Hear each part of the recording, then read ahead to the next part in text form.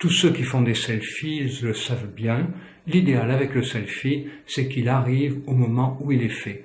Le mieux serait même qu'au moment où j'appuie sur le bouton, eh bien, à ce moment-là, le selfie arrive chez celui chez lequel je veux l'envoyer. Et puis, mieux encore, il ne va apparaître que quelques secondes, il va s'effacer. Alors, à quoi correspond ce désir d'un selfie qui arrive au moment où on le fait et qui ne reste que quelques secondes ?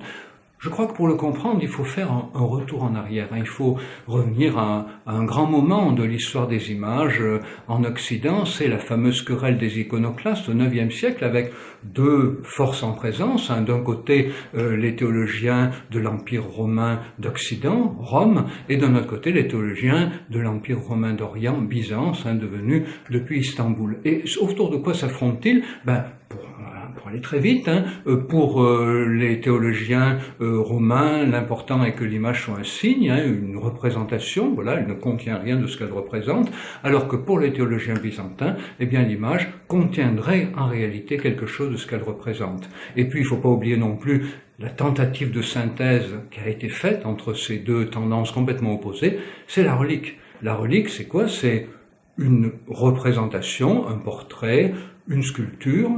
Ce portrait ne contient rien du saint qu'il représente, mais en revanche, on met à l'intérieur un petit bout d'os du saint, un cheveu, un petit morceau de doigt.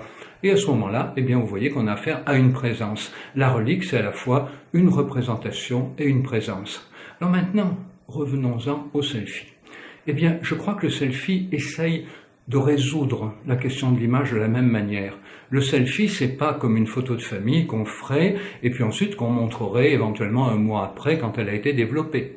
Non, le selfie vise à concilier à la fois la représentation et la présence. Le selfie est une représentation. L'image que je reçois n'incarne pas pour de vrai la personne qu'elle représente. Mais en revanche, le fait que cette image me soit envoyée au moment où elle est faite m'évoque cette présence. Le selfie, c'est une manière de dire « je suis ici, je pense à toi ». Au moment même où tu reçois l'image, je suis là avec toi. Et voyez pourquoi aussi il est important qu'elle s'efface si vite, c'est justement pour que le selfie ne soit pas impliqué dans le « ça a été ». Un selfie n'est jamais « ça a été », c'est dans le moment présent, l'incarnation de ma présence pour toi. Vous voyez que de l'Empire romain au selfie, il y a un long chemin, mais qu'on y retrouve un désir qui a toujours existé chez l'être humain, faire en sorte que les images ne soient pas seulement des représentations, mais des présences.